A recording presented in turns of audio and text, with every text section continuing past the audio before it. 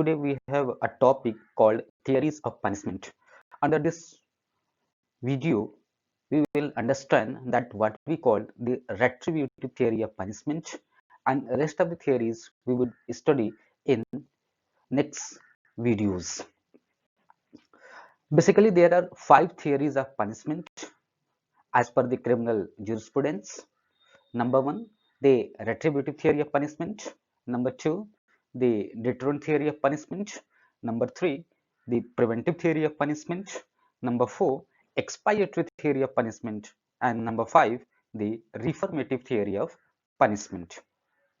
So, come to the point number one, that is retributive theory of punishment. Here, retribution means the badla, the revenge, the avenge. So, when the person is taking revenge from other, then it is also a kind of punishment to the wrongdoer. For example, Hathras rape case. Why public came on the road? Why people protested against the rape victim? Why people protested against the government? It is just because we have law, but we don't have sufficient law to punish the rape victim. We don't have the sufficient and proper scientific procedure to punish the victim, and the people don't have faith over the present legal system. That is why they are protesting over the road so that they may get justice. It is also a kind of retribution. They want revenge, they want avenge from the victims, and they wanted to hang the accused. They wanted to take the revenge from the accused who had committed the crime against the rape victim, and therefore these kinds of protests we are seeing, it is a kind of revenge, it is a kind of retribution, and therefore a retributive theory of punishment evolved. In primitive society, what happens? The punishment was mainly retributive. The victim were allowed to take revenge from the criminal, from the offender, from the wrongdoer, and therefore victims were taking the revenge, and therefore it was a law in the primitive society. Victims were allowed to take revenge, and therefore they were taking revenge as per their own wish. Although there were certain procedures, there were certain formality that has to be followed while taking the revenge, but it was totally uh, the burden was totally shifted over the victim to take the revenge, and it was not the state to take the revenge. Why we take the revenge? Since the punishment satisfies the feeling of revenge, and therefore we are taking revenge. Let me give you a very simple example. आप road पे जा रहे हैं और अचानक से किसी ने आपको 2 थप्पड़ लगा दिए। उस टाइम पे आपके दिमाग में क्या आएगा? आपके दिमाग में पहली प्रतिक्रिया क्या आएगी? क्या आप कोर्ट जाएंगे? Whether you will go to court to file a case against the person for the offense of hurt, or will you take the revenge at that point of time? जो फर्स्ट इंप्रेशन आपके mind में आएगा वो यही आएगा कि I should punish him with my fist. मैं इसको, उसने मुझे 2 थप्पड़ लगाए तो मैं इसे 4 थप्पड़ लगाऊं। That is the revenge. That's what every people think. It is the human nature to take the revenge. Even the entire judicial system is for the revenge, but it is for the revenge on the part of the state. Here, the state is taking the revenge on the part of the victim, on the part of the deceased. The deceased, the victim, is not allowed to take the revenge. Rather, the state will come forward, the political counterpart will come forward, and it will take revenge on the part of the victim because it is considered to be a crime against the state. So, in case of retributive theory of punishment, the principle is an eye for an eye for an eye. As Mahatma Gandhi rightly said, an eye for an eye makes the whole world blind. So, if everybody will take the eye for his own eye, then definitely it will make the whole world blind. Similarly, a tooth for a tooth, a nail for a nail. This is the principle of revenge. This is the principle of retribution. Even in the modern time also, what we do, if a child who fell down over the floor, then what actually we are doing, हम जो है floor को दो चार बार पीटते हैं कि देखो हमने जो है फ्लोर को, हमने अर्थ को जो है पीट दिया, अब तुम्हें कोई दर्द नहीं होना चाहिए, because we have taken revenge on your part. We are trying to make the understand to the child that we have taken the revenge, and therefore now the punishment is complete.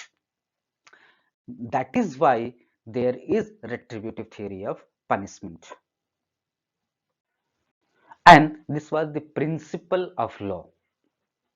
What was the reason why this retributive theory of punishment came into existence? What was the principle? That we know the principle is an eye for an eye. What was the reason? The reason number one was the act which was not termed as crime was considered to be a private wrong. So if it is not a crime against the society, then it is a private wrong, and therefore private individual used to come into picture, and they try to take the revenge. They try to take the avenge from the person who actually committed the crime. Point number two, that most of the criminals proceeding were initiated by the victim himself and not the state. Victim come forward and they initiate the criminal proceeding against the person who actually committed the crime and not the state. It was not the state who come forward and take the revenge on the part of the victim, and therefore this particular theory evolved during advent of time. Come to a very important aspect of the retributive theory of punishment, that is modern retribution. In modern time, how we are implementing the retributive theory of punishment. Some people will say that in modern time there is no retribution. No, it is not so. It is not true that in modern time the retributive theory of punishment is not prevailing. Rather, in modern time also the retributive theory of punishment is prevailing, and it is prevailing in two sense. Number one, satisfaction by the state of wronged individual desire to be avenged. So here the state is satisfying itself to while taking the revenge from the wrong individual, from the wrongdoer. His desire to be avenged, his desire to be revenged, and therefore state is coming forward to take the revenge on the part of the victim. That is the modern retribution. That is the modern retribution. And the point number two, the state punishes those who breaks the law by appropriate punishment in proportionate of gravity of offense. So here the state is coming forward and it is punishing those who are breaking the law, who are breaking the law by appropriate punishment, and here the punishment is in proportionate of gravity of offense. If it is not in proportion, then definitely there will be imbalance between the crime committed and the punishment imposed. So there should be a proportional balance between the crime committed and the punishment imposed. Come to the point, how states are coming forward as political counterpart. Since everybody should not be allowed to take revenge on his part or on her part, if everyone would be allowed to take the revenge, then definitely there would be chaos in the society. Everybody will take the revenge, and there will be no meaning of established legal system. There will be no meaning of police system. There will be no meaning of court system. So therefore states are coming forward to take the revenge on the part of the victim, on the part of the deceased. So the suffering imposed by the state in its corporate or political capacity considered to be political counterpart of individual. So here the state is taking the revenge on the part of the individual. Individual are not given power to take the revenge. They may feel revenge, but they should not take the revenge. For example, if someone committed the offense of theft, then the victim should not be allowed to take the revenge. Rather, the state will initiate the criminal proceeding, the state will initiate the trial, and trial will be initiated in the court of law. And with the rules of criminal jurisprudence, the punishment would be imposed over the accused, over the offender, and therefore state take the revenge on the part of the victim, although victim may feel the revenge. Effect of non-punishment of criminal. If suppose the criminal are not getting or not being punished, then what would be the effect? Whether the society would be same as if the criminal are being punished. So there are a few reasons and there are a few effects which may emerge if the criminals are not getting punishment. Number one, the victim may seek individual revenge. If the state will not come as political counterpart, then definitely the victim will come forward and they will seek the revenge. And if the victim will seek the revenge, then definitely there would be lynching like situation. There would be mob lynching like situation. And if there is mob lynching like situation like we are seeing nowadays, the mob lynching in many states of India, then it is a kind of chaos. It is challenge to the established legal rules. It is a challenge to the established legal rules, established legal principles. Point number two, victim may refuse to make the complaint. If state is not punishing the individual, then definitely the victim may refuse to make a complaint and the state would become the handicapped while dealing with the criminal. For example, in case of Wabri demolition judgment, starting from Lal Krishna Advani to Uma Bharti, everyone acquitted by the special CBI court after 28 years of trial.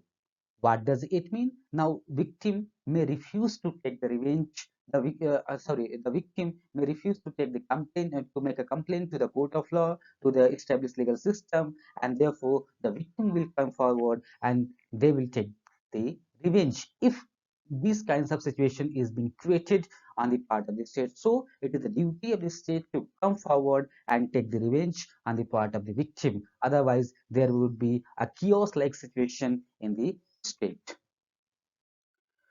Come to a very important aspect of retributive theory of punishment, that is the criticism. Why this retributive theory of punishment is being criticized? There is a jurist called Sheldon Gluck. In his opinion, it is natural that we hate criminals, but to base a policy of social protection upon hatred of those who commit such act is both unethical and unjust. So, as per him, that it is quite natural that the public is hating the criminal, but while basing our policy over the hatred is not good, is not ethical, is not just. This is what he trying to convey to the public, that don't base your policy of social protection over the hatred, like a nail for a nail, a tooth for a tooth, an eye for an eye. It is not good for the society, and ultimately it would lead to chaos in the society. Similarly, the Stephen is saying hating a criminal is morally right. Stephen, he is the another jurist. He is saying that hating the criminal is morally right, and as per his opinion, that the criminal stands to the passion of revenge in as much the same relation as marriage to the sexual appetite. So the criminal stands, the criminal's crime, and the revenge, they are so connected with each other, the revenge and the gravity of offense, they are so connected with each other and they have the same relation as marriage to the sexual desire, the sexual appetite. Retributive theory considers that punishment as an end in itself. What does it mean? That once the punishment is taken and now the matter is over. Once the punishment is imposed and therefore the matter is over. Once the revenge is taken and therefore the matter is over. Although the modern penologist considers that punishment is a means to an end. Punishment is a means to an end and not an end in itself.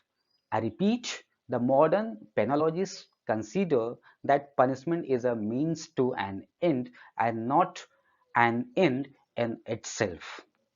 And therefore, it is the main defect of the retributive theory of punishment that it does not regard punishment as a measure of social security. It does not regard the punishment as a measure of social security and nor the welfare of the public, but considers the punishment is an end in itself, and that is the main defect of the retributive theory of punishment. Punishment is an end in itself since it is an evil and can be justified only as a means of attaining a greater good. So once the greater good is achieved, then only we can justify the punishment, we can justify the revenge, otherwise we cannot justify. In modern time, the idea of private revenge has been forsaken, and therefore the state come forward on the part of the victim. The state come forward as a political counterpart, and therefore the state is taking the revenge on the part of the victim. So what we understood, the main defect of the retributive theory of punishment is it does not regard the punishment as a means of social security. Point number two, rather it considers the punishment as an end in itself. That is the main defect. It is not an end in itself, rather it is a means to an end. It is a way to an end, and therefore it should not be considered as a end in itself. It neglects the utilitarian aspect of punishment, that what is the benefit of punishment, like reformative area of punishment, like reformation, like deterrence. So what is the benefit of punishment? It doesn't regard, it doesn't give any weightage to the benefit of punishment or utilitarian aspect of punishment. Punishment is an evil and can be justified only if greater good is achieved. If greater good is not achieved, then there is no need of imposing the evil over the other individual, since punishment is an evil, and and therefore there should be a greater good to be achieved. If it is not as achieved, then we should not do another evil in the society. Similarly, and therefore, in most of the Western countries, the death penalty has been abolished. Come to the next point. In modern time, the state come forward to take the revenge as a political counterpart and not the victim, and therefore the victim is not allowed to take revenge on their own part. And therefore the ethical approach of crime, which was the main basis of the retribution, is losing its ground in the modern time. So the victim should not be allowed to take the revenge on their part, rather it state should come forward to take the revenge. And therefore what we are seeing in the Hathras rape, in the Hathras rape case, or the so many things are happening in the society, so many cases are present in the present time, that we are seeing that the state is not coming forward, rather the minister, those who are in the power, they are coming forward to protect the rape accused. For example, the Kathua rape case, where some of the ministers, those who are in power, they are coming forward to protect, for the protection of the accused, for the protection of the offender. And therefore, if this kind of situation would be prevailing in the society, then definitely the individual will come forward and they will take the individual revenge, and ultimately there would be a chaos like situation in the society. I hope you might have understood that what we call the retributive theory of punishment. In our next video lecture, we would understand that what we call the other kinds of theories of punishment. Thank you. Thank you very much.